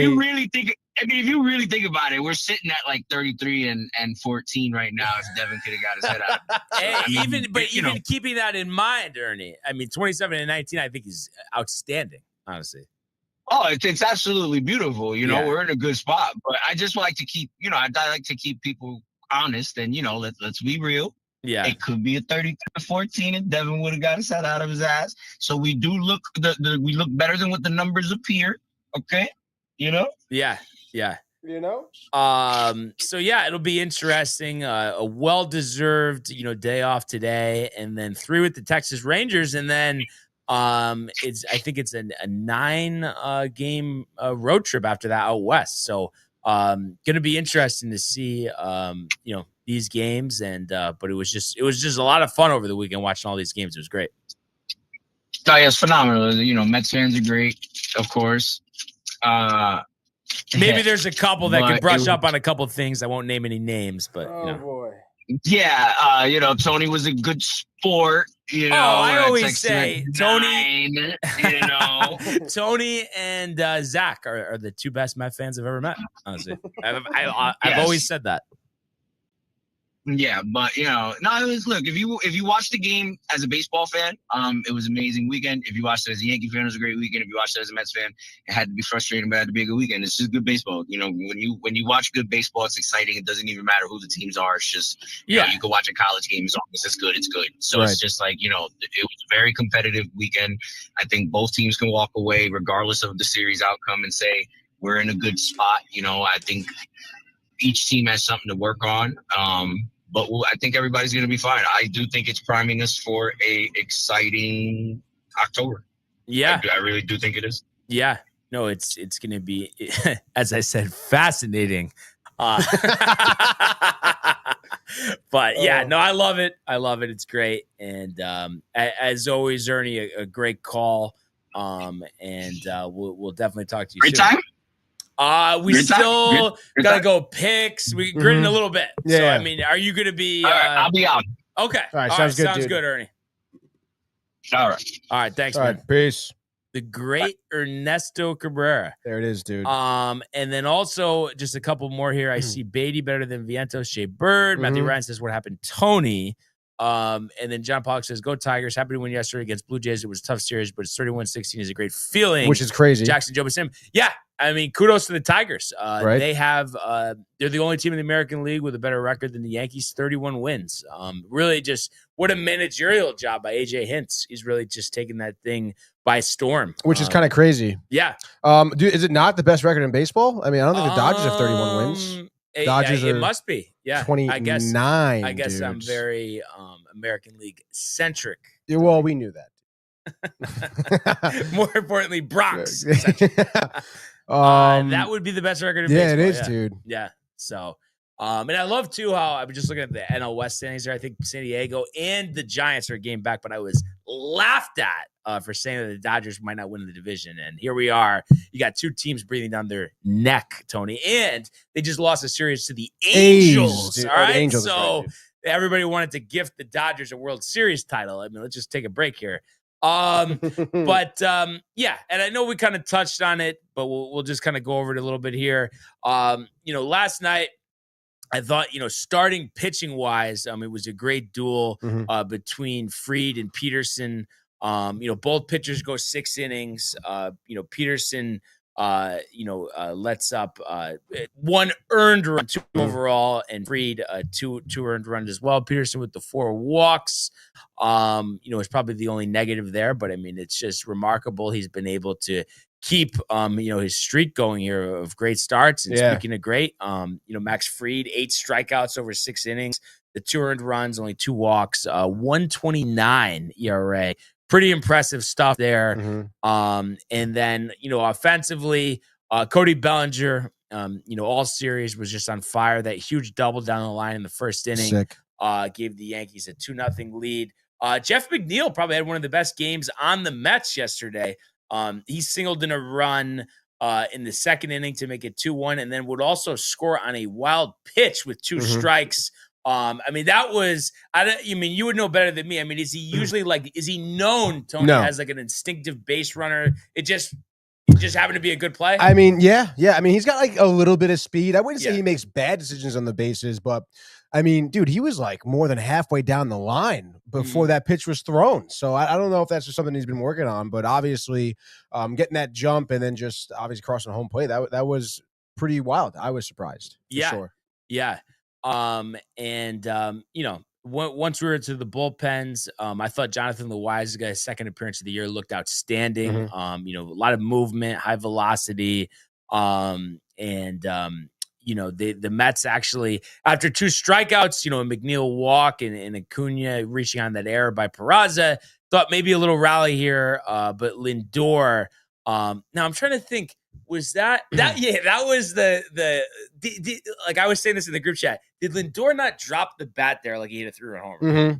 Like, were you so tight after that because you thought it was gone just because he did that? Yeah. Or you could tell off the bat that it wasn't gonna. I thought it was gonna be gone. I really did. Yeah, dude. And honestly, I mean, I don't know if it was just because it was all the wind yesterday, maybe, but I feel like some of the balls that were hit deep were just not. Even Alonso had one early in the game too. And it just did not go out. And I mean, you watch it, I feel like it seemed like it wasn't going to go out. So, yeah. But then again, I guess, what do I really know? But I do think maybe the wind was holding some of the balls back. And, yeah, dude, that was tough, Lindor. And there was, so that was a stopped rally. Brazabon got out of the bases loaded there, striking out Volpe down 3-0 in the count. We had talked about that before. But yeah, Volpe just got to do a better job there. Devin Williams was outstanding in the 8th inning. And we had talked about this before the show. I thought for sure he was going to get into trouble there, especially Soto leading off. It just seemed like a recipe for disaster. I thought they would go to Hill, but I guess in hindsight, it was because you had 2 righties after them. But he, in order, 1, 2, 3, gets Vientos on the strikeout. So we're going to get that version of Devin Williams. He'll be a big part of our bullpen. And then 8th inning, I mean, difference in the game. The Yankees get a Dominguez walk. DJ strikes out. This is against Reen Stanek, who, haven't really seen too much of him, like, in terms of, like, a full game, like, pitching, like, pitch by pitch. I mean, really throwing smoke. The only thing that I feel like is a negative with him, and I saw him throw, like, 1 splitter, but it's like, I feel like he needs, like, an off-speed pitch. Because I feel like you're gearing up. It's 90+ or 100. Like, you know what I mean? Like, there's no guessing as that. What is he? He doesn't throw anything else? I didn't see him throw anything else. I mean, we could check it, but I just thought you could gear up for the fastball. So you had 1-on-1 out. Austin Wells was a huge double down the line. That was the ball we talked about Soto kind of loafing to, and I thought Dominguez would score because he was going so slow. But they don't send him. And then what really kind of set the tone for this inning. You had Vivas up and in a crazy at bat, and you talk about why an at bat went so long. He's throwing all 98, 100 miles an hour. He's falling off a bunch of pitches. What was it? 11 pitches? 11. Dude. 11. And then he grounds to first. Seems like Dominguez was going to be out for a mile. But Alonso airmails it. Oh my God, dude. And scores Dominguez there. Now, I mean, what's the deal with the throwing? I mean, has that been a struggle for Alonso, or is this kind of like a one-off scenario? I mean, I don't think so. I mean, I can't really. I guess is how often do you really see a first baseman, I guess, throw necessary? But I mean, I don't know. I haven't really seen Alonso make that many throwing errors. Yeah. Yeah, I don't know, dude. I don't know. I mean, it seems like the Mets in general this year has been having a problem throwing to home plate. From any position, really, it seems, whether it be second or third or first, and I mean, this wasn't even close, dude. No, there's really no excuse for it because, like, I know it's like, oh, like when you say these things, it's like kind of funny, but it's like I can make that throw. I know I can throw from first to home, like on somewhat of a rope and fast. Like I've done it. Yeah. Like that's just a mental mistake. Yeah, dude. It is what it is. So it's like the nerves, the yips. Yeah, I was you can't be doing that. A Chuck Knobloch type of throw. Literally, I mean, Chuck Knobloch. That's what it reminds you of. At that point, I mean, you knew game's over. Yeah, game's over. With the way the batting has been, the game's over. It's it. And then Goldschmidt, like we said, big all series, single up the middle, scoring Wells 4-2. Grisham walks, Judge strikes out. This is against Genesis Cabrera. So you're thinking, okay, we get out of this. We're only down 2 maybe. And then first pitch, Bellinger just waiting on it, hits it out to right, grand slam, 8-2. And then obviously, I mean, that just completely took the wind out of the sails up to as what was a very competitive game up to that point. And the Mets go down 1-2-3 in the ninth off of Tim Hill there. So Yankees win 8-2, take 2 out of 3. You know, we talked about the 5-game lead in the AL East, the upcoming series with the Rangers. And then in terms of the Mets, they have a three-game set, is it? Yeah, 3 games. Three Fenway. games in Fenway. So obviously, like we said, we're rooting for the Mets in this one. Is that lead, by the way, Tony, only a half game over the Phillies. So this is an important series for the Mets. It is a very important series, which I guess maybe is good timing here because, I mean, I know the Red Sox, I mean, they have good players. Obviously, they can win games, certainly. Mediocre this year. Mediocre this year. And I forget who. I think maybe Alvarado just got hurt on the Phillies, out for the next like PEDs. Oh, really? Yes, is that what it was? 80-game suspension. Yep. Oh, yeah. That's not good, dude. Not good. Not good there. Bad job. So I guess, you know, that's nice. Hopefully the Phillies will lose some games, but I mean, you know, you're going into this series. You're happy that Kadai is on the mound tonight for sure. I'm pretty sure he is. And then you just want your bats to kind of like come alive a little bit. And I mean, you know, I know we spoke about, you know, bottom half of the lineup. I really don't like. I don't want to see Vientos starting. Like, yeah, I don't know if you saw. I forget what ground ball underneath his glove. Doesn't matter. Or he'll make a good pick, bobble the transfer, not make the throw, and it's just like, come on, man. Like what are we really doing right now? And like your bat has been great. I think he had 1 homer maybe against the Diamondbacks that you were kind of like, all right, maybe this is the time for him to heat up, ice cold. Just start Beatty at third at this point. And then you could hope maybe Alvarez can get. He's got 1 homer on the year so far, and I know the lingering issue, but it's just like, I mean, you got to put up at this point. Yeah, you know? Yeah, no, exactly. So that's going to be important. Did you update the picks? I did, dude. You got it. Yeah. What was the? You went 1-5 from Friday, dude. Wow, because the fucking Dodgers lost to the Angels. Dodgers and the Padres too. I mean, what are we doing? But the Yankees, of course, dude. I'll take that. Yeah, as Yankees. Win, you know? So that's all right, dude. So I guess Sakura around the corner. Corner. I mean, I don't know if it's too much, but it would be kind of sick if we tied it in with like a round. Golf. I guess at Fairchild. I was thinking about that this morning, sense, right? actually. No, it's so weird that you said that. I was literally thinking about that this morning too, because like I know I said like, oh, I'm so pissed about Fairchild. Like totally, anytime you want, we'll do Fairchild. So I guess we'll have to schedule it. Yeah, dude, definitely gotta. I mean, honestly, I'm super pumped for Sakura, dude. Yeah, you ever been to Sakura? Hibachi place in Westport. Delicious, dude. The steak and shrimp, the noodles, the rice. Oh yeah, it is. It is unbelievable. Now, what do we do? For our next pick segment. Yeah, I mean, I guess I don't know. Do we mix it up and do like a golf or something? I mean, what do we think here? Yeah, I guess so. Yeah. What do you want to do? You want to do until the All-Star break? Let's see. Yeah, why not? Right, May 19th, the All-Star break. What were the final records? Let's see. So you were 66 and 48. Sorry, okay. 66 and 48. And then I was 68 and 45. Nice, dude. Yeah, that's awesome. Dude. We did a good job in general with the picks, dude. And I'm like, we're out to like get even better. And I know too, and I know you know this as well. I feel like our winning percentages would be like 750 if we were doing, or 800 if we were doing just the wins. Just the totals. Wins. Yeah. Are so like that's what really messes everything up. But what are you gonna do? Yeah, exactly, dude. So we'll do a reset. We'll do the All-Star break. I'm sure you already noted that in the notepad. Oh yeah, golf as well. Golf. But yeah, let's do a Monday edition 6-pack MLB picks. Brought to you by the Hirsch Law Firm. You get first pick. Okay. I am going to bat lead off here. And let's take a quick look what we're going to do. And I hate to do it to you, but I have to go with the Phillies here. I mean, most obvious pick of the night, I would say. Ooh. Christopher Sanchez going up against Kyle Freeland. Sanchez 4-1, 291. Kyle Freeland 0-6, 6-1-5. Phillies minus 250. Rockies 8-38. And I know they did score a bunch of runs against the Diamondbacks. I don't know if that was Saturday, but regardless of that, I feel like the Phillies absolutely dominate this game. I think they're going to score a dozen at Coors Field and win. Let's say 12-3. I didn't even look at the over/under, but there's no way it's 15.5. And it is 9.5. So yes, give me the Phillies and the over. All right, so Phillies over here for Brian. My first pick, obviously, we're going to go to Boston. The Red Sox, Kadai, I mentioned on the mound. I'm going to go out for maybe a crazy limb here, but I'm going to say Kadai, like full game shutout, honestly. Why I think he's been so dialed in. I think the best we've seen him pitch now ever in the league. Looks more in shape, more ready to be in the MLB. 1.02 ERA through 44 and a third innings pitched here. We get up only one home run. So give me Kadai, the full game shutout. Red Sox have dropped 4 of the last 5. And they got swept by Detroit, I think. Just lost 10-4 against the Braves when the Braves are heating up. And then why not, dude?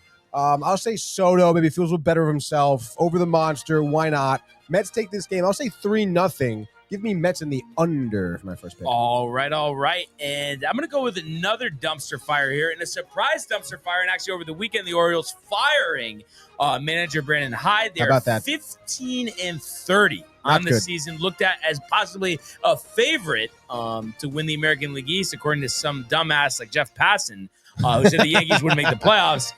Anyway, you got Dean Creamer going up against, let me get the name right because I don't want to get this one wrong here, but it's Quinn Priester, I guess would be the name there. But the Brewers, not great, 22-25, but I just think against a team like the Orioles, this is their opportunity to take off. And I think Creamer, gets hit around. You question the effort, of this Orioles team. And Christian Yelich, is it now or never, hitting 199, Tony, with 7 home runs. I'm going to give him 2 in this one. And I think the Brewers take care of business here at home against Baltimore, winning 5-2. So give me the Brewers and the under. Okay, dude. Next game for me. Let's see some tough matchups here. Do I go with the Cubs over Miami? That may seem good, but I think instead I'm going to go with, do I really believe in the Mariners that much? I guess so. It's really not that much. Fade the White Sox. We've done it before all year long. Seattle coming in here, minus 190. Castillo on the bump, 3.65 ERA. Matched up quite nice against the Chicago's very own Davis Martin, dude. But I say, Castillo, maybe we go a little bit more like 2 years ago, Luis Castillo, as the Mariners are going to make it 4 in a row here in Chicago. Castillo, 7 innings, fans 11 with 1 earned run. And I don't know, Mariners score 5, let's say. Cal Raleigh maybe, and JP Crawford can do some damage. Give me Mariners in the under for my game number 2, dude. All right, and number three, shout out to our boy John Pollock. Give me the team with the best record in baseball here, the Detroit Tigers, plus 130. So some value there. I might put that one in at the kiosk. You got Montero versus Gray, both pitchers ERAs in the 4s, though we know Sonny Gray has been pretty good over the last couple of years, but struggling a little bit.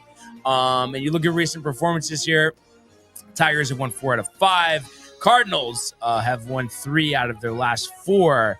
But yeah, I just think what we've seen from the Tigers all year, solid hitting, good pitching. And I think, they can win a tight game here in St. Louis. I'm going to say 5-3. So give me the Tigers and the under. Tigers and the under for John Pollock. Hopefully you don't jinx it, dude. He says yes, sir. Yeah, all right, there we go. Comment there. Let's go to the Dodgers Stadium now in L.A., and you may be thinking, wow, Dodgers get swept by the Angels. They're due for a bounce-back win. Brendan Pfaadt here has been having a pretty solid season, 6-3 record here, 3.73 ERA. Doesn't have trouble with the long ball, but nonetheless, dude, I think can put together somewhat of a quality start here against the Dodgers. D-backs have a solid bullpen as well. I think Knack, I think maybe last 5 innings, 4 earned runs, puts them in a terrible position to win this game, and that's why they will lose. As Arizona takes this game, I'll say 6-4 So give me Diamondbacks in the over there for me. And just like that is your MLB 6-pack. Bang. So, no Yankees tonight. And obviously for this set in Boston, for the first time in our lives, I think me and Ernie are saying, let's go Mets. Let's fucking go is right, dude. Let's see what happens. But that would be something if the Mets were really able to lay it down against Boston, that'd be great.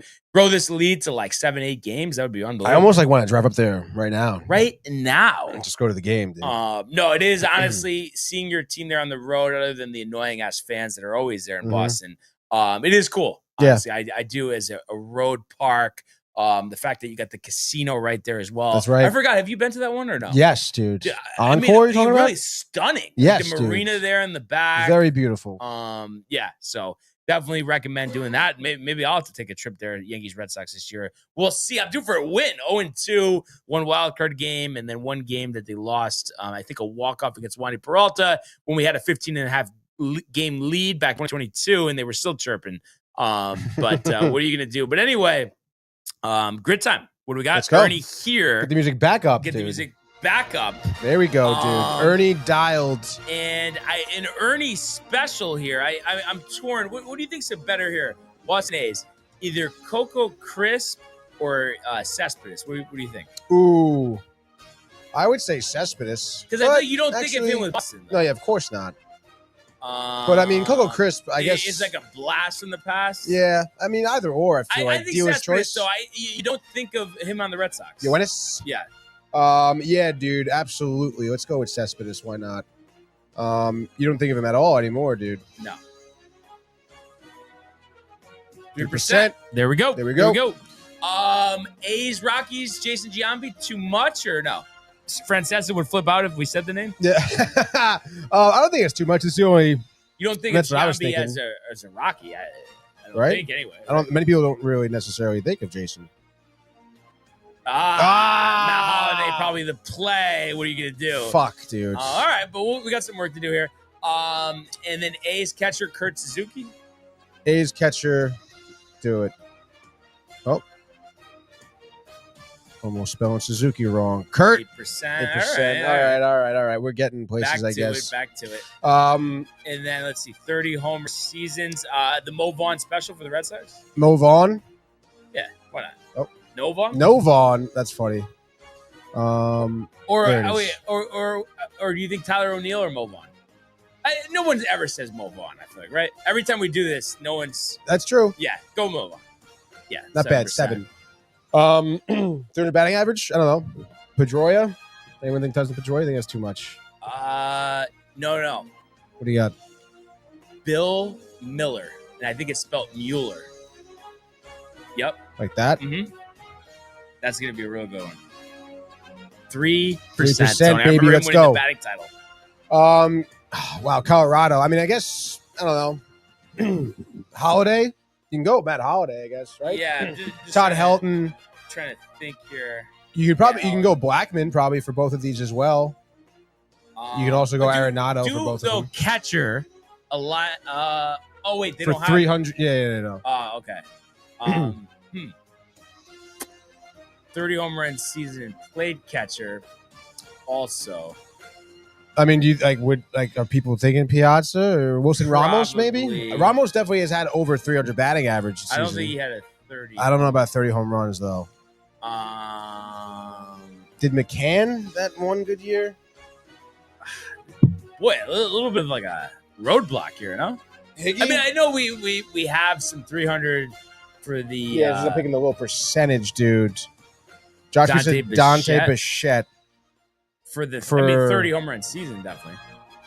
You want to go Bichette for the 30 home runs? I think, anyway. John Pollock gives the arrow. Is it for 30 home runs? Let me know, Josh. And then I'm trying to think though. Catcher, 300 average. Obviously, Joe Mauer. Mm-hmm. And then I'm trying to think of like anybody else. Mike Piazza. 30 or somebody. No, I mean, I just feel like it's just so obvious. Yes, no? yeah. Same thing with Mauer as like a 300. Like, what other catcher? Did Contreras do it? I don't remember. I know. Perez obviously hit 30 home Pudge? runs. Pudge definitely hit 30 home runs.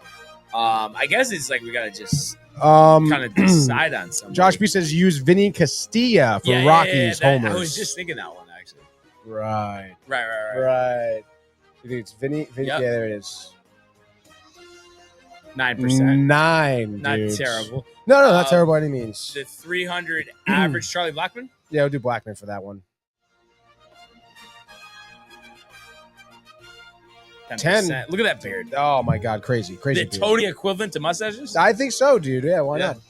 All right, so 2 left. Catchers, dude. Larry Walker, dude. So I don't know. Like, do we go Mauer? I don't think Posada had a 300 batting average season. Really? I don't think so. That's kind of crazy. Comments? Catcher average Munson. Okay, go Thurman. There we go, dudes. Catcher for the average.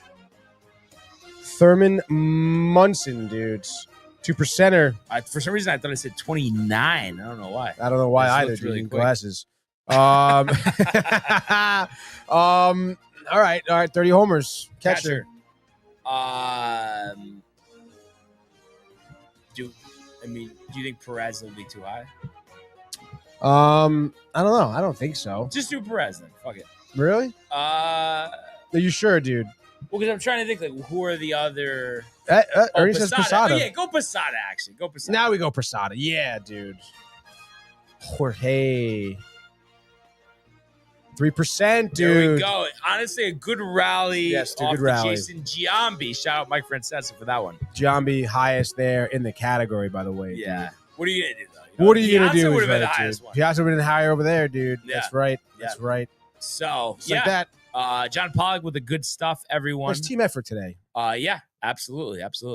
But yeah, let's take a trip here to the world of the National Hockey League. Speed, here he comes. McDavid shoots, top shelf, he scores! Captain with the overtime winner! That's the middle, great hit, Cameron. It's a world-class hit right here. Tomsky stepping, ring Washington made the full split save. Are you kidding me? Turn, side of the net, between the legs, and they score! Filthy! David Pasternak, The silver trophy to the Golden Knights. All right. So here we are, hockey playoffs moving along. I think really no surprise for you, Tony. The game 7 last night, Panthers minced meat of Toronto here, 6-1. And they were doing all the, like, on DNR, they're talking about all the days since Toronto has advanced past the second round, has won a cup, all of those things. So to win, 4 out of 5 after losing the first 2 games of the series shows the resilience, by the defending champs for sure. I think we have 2 outstanding, conference finals, and it's kind of interesting too. All the number 1 seeds are gone. It's 2 versus 3 on both sides of the bracket here. And we'll get underway actually tomorrow. Hurricanes, Panthers, and then Stars, Oilers. So I think this is going to be, great hockey. Is it surprising to you that this is what we've gotten here? Is it surprising to me? Yeah. From the start of the playoffs. Yeah, I guess. I don't know. I kind of was on the Caps aren't going to make it train a little bit. I guess I'm surprised at the way Dallas is playing, I guess. More so surprised maybe at Winnipeg, the way they're not playing, I guess. Right. Would be maybe the one surprise there. Not surprised to hear about the Panthers at all. Matthew Tkachuk said it at the end of this game, dude. He says their strategy is to take teams to the late parts of their game, to the late parts of their series, and just absolutely just hammer them. Like that is just to beat them down. So the time that we make it to game 7, by the time there's 10 minutes left in the third period, you don't even want to play anymore. And they've done exactly that for basically 2 seasons straight at this point. And obviously it's going to be really interesting to see the conference finals matchup. But I mean, I think at this point, you're kind of eyeing up a rematch of last year, I guess. I mean, it's in the cards, clearly. Yeah. It should be interesting to see what Dallas does. I guess against Edmonton. But I mean, speaking of late night pushes or late game pushes, and that's what Edmonton does as well. I mean, they score 3 unanswered in the third period, force an overtime. They win in overtime when that happens. Like they are no stranger to that strategy as well.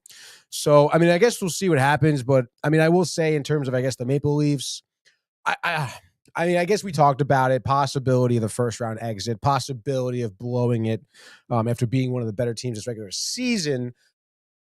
I guess I would have, maybe thought they would have put up a better fight or have gone further, honestly. I was also privy to the, Edmonton-Toronto Cup final, the Canada Cup final. But, I mean, not for nothing. Once they lost to Lars, I mean, you kind of knew it was going to be like a really tough uphill battle, as if it wasn't already against the Panthers, by the way. So I don't know. I kind of was counting them out after game 2, to be honest. And especially at that point, you drop 3 straight. They come, Panthers come back down 2-0, make it 3-2, end up winning it here in game 7. I mean, again, like I said, that's their strategy. They do it really well, better than really any other team around. So I think it makes for some great, conference finals matchups here. Like I said, I don't think Edmonton is a lock to beat out Dallas. Even though you may think that their, roster is a little bit more electric, I guess you could say, or consistently good. But we'll see what happens, dude. I'm stoked to watch these conference finals. Yeah, that's for sure. No, it's going to be outstanding. Also, John Pollock adds, my Jets to the Cup pick is dead. Yeah. RIP my hockey bracket. LOL. Yeah, I mean it was surprising to see that for sure, just as well as they had played in the regular season. But I guess playoff Hellebuck, just has kind of reared its ugly head. Yeah. And like I said, we're gonna get the conference finals underway tomorrow. Hurricanes, Panthers, and then on Wednesday, it'll be the Oilers and the Stars. I think I like both series to go 7. But I'm gonna say Edmonton. Honestly, I wouldn't be surprised if it's an overtime game 7. McDavid game winner type of thing. And then the Panthers Hurricanes, I think same thing. Would love to see the Hurricanes win it, but I think, like you said, I mean, we're going to get that Stanley Cup final rematch. And would it not be a surprise if it was like a Tkachuk game winner in game 7, something like that? So yeah, literally. That's kind of my prediction there. And then maybe another 7-game series in the finals, but obviously we got to wait till we get to that point. But I'm really on the Edmonton, really just finally making their mark, getting over the hump. So I hope we get that rematch. But what are your predictions here for these series? It's tough, dude. I mean, Carolina also plays such a great freaking game. I mean, their defense just up and down the ice. I mean, they play a full 200-foot game. They really do. And they just to try and watch teams such as the Capitals just try to even enter their zone. I mean, they make it just so difficult for you to move the puck. They're in your face constantly. But I will say, if there's one team that can handle it and no pun intended, but bite back here, it's going to be the Panthers, So I think longevity, 7 games, but it is the Panthers that end up winning it. And then I guess on the Western side, I guess I'll follow my path, continuing, fading the Oilers. I will. Were you have them out in the first? Or right? I did have them out. Well, the Kings, dude. The Kings blew it. All right, dude. The fucking Kings, dude. And the Kings. Never mind about the Kings. All right, dude. But the Stars, I say that the Stars take it. I mean, Ottinger's been on his head all playoffs, it seems.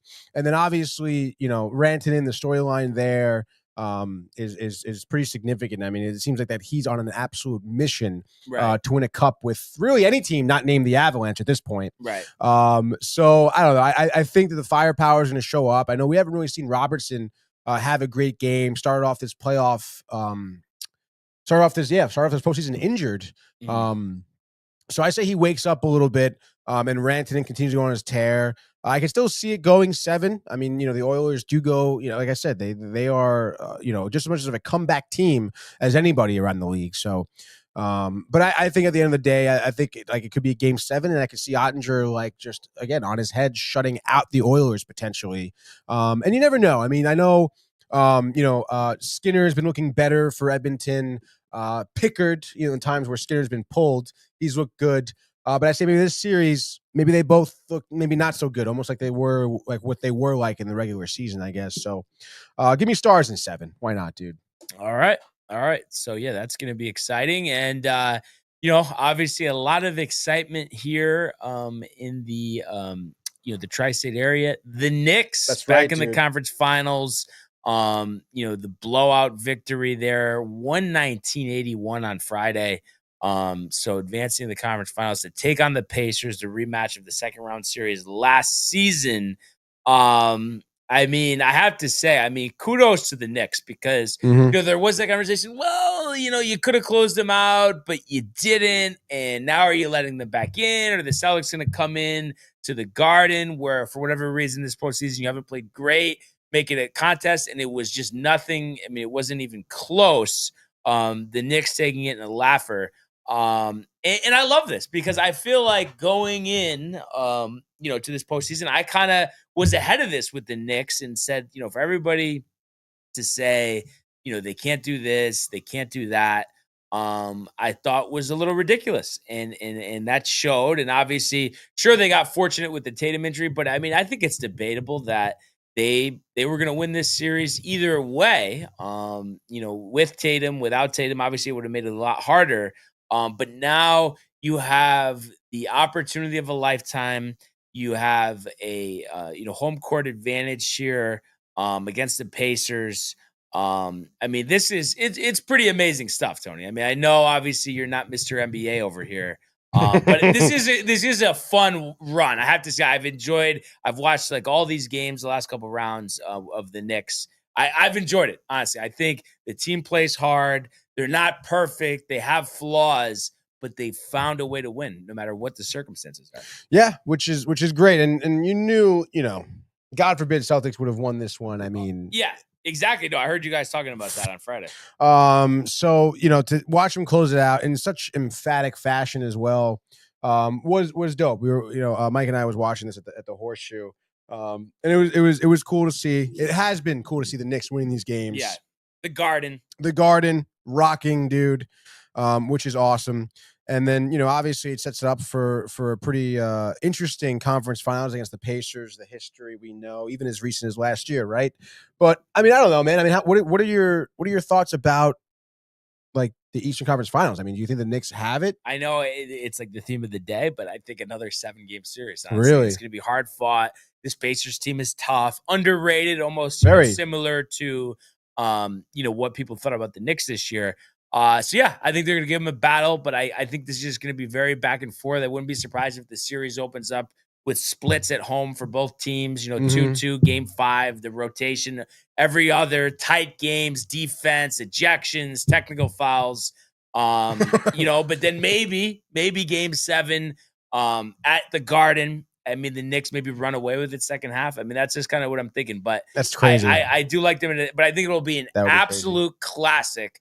I would say best Knicks Pacers series since the Reggie Miller days. But I like the Knicks advancing to the NBA Finals for the first time in quite some time. I guess the 99-2000 season. So a quarter of a century. But yeah, let's go Knicks. I'm really pumped up to see the game Wednesday, 8:00 at the Garden. What is your prediction for the series?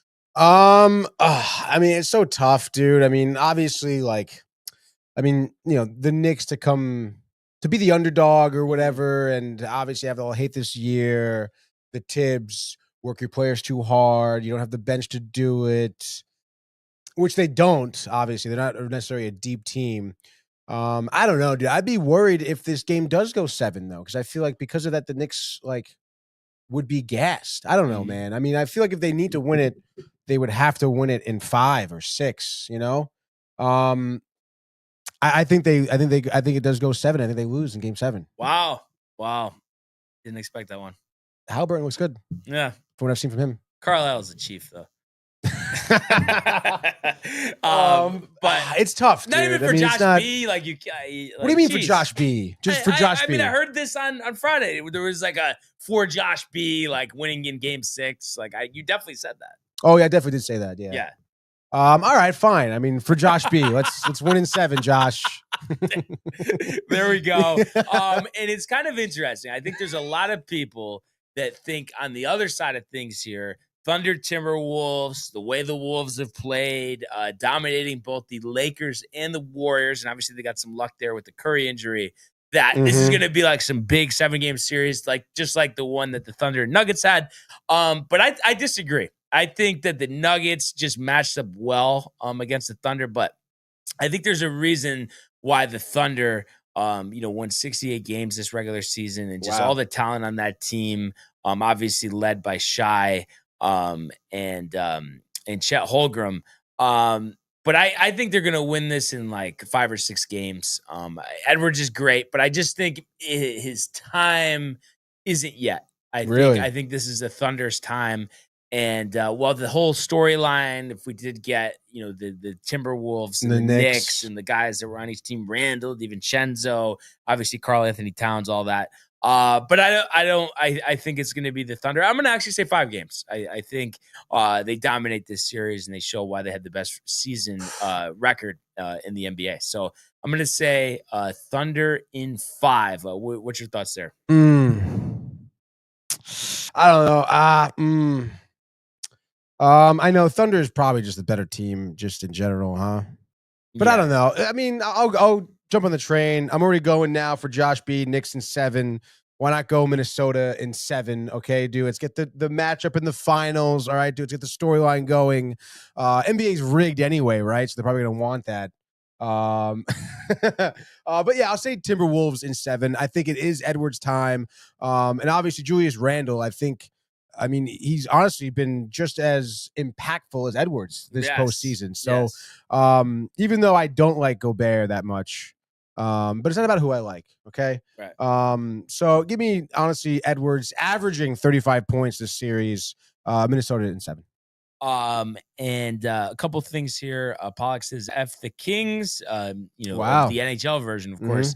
And then he says Pacers in 6. Sorry, New York, which is kind of surprising because obviously the Pacers, big rival of the Pistons, but maybe he's just salty about the first round matchup.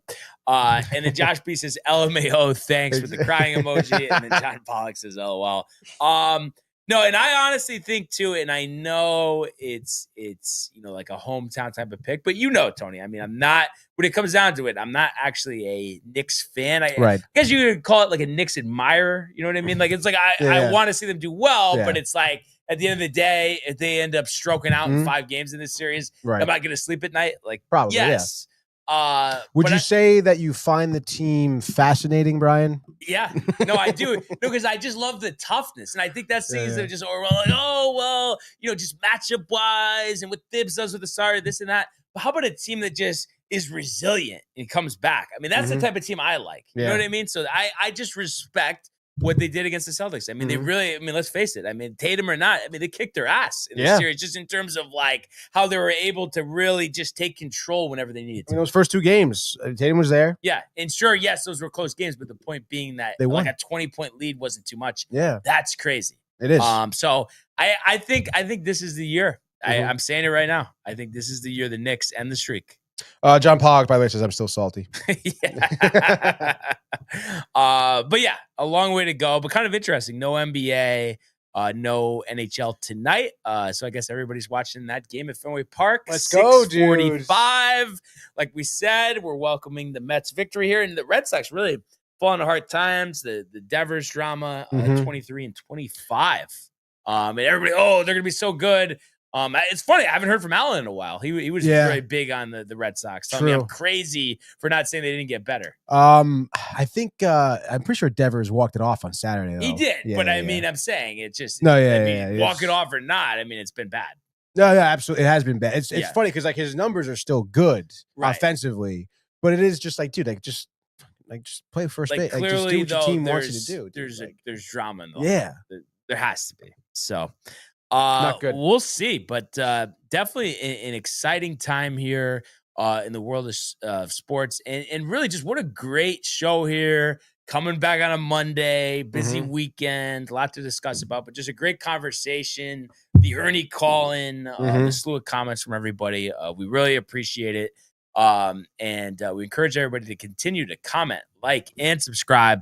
All of the archives in the YouTube page, Tony, Michael, Renee, and Jay in costume, the merch at downtimetv.com. Want everybody to enjoy the day, enjoy the games, and we will see you mañana. Let's go Mets. Hey guys, Tony here from Downtime TV checking in. I want to thank all our fans out there who's been liking, subscribing, sharing our content. You guys are the best. You guys are our bloodline. You make us love what we do. Thanks again.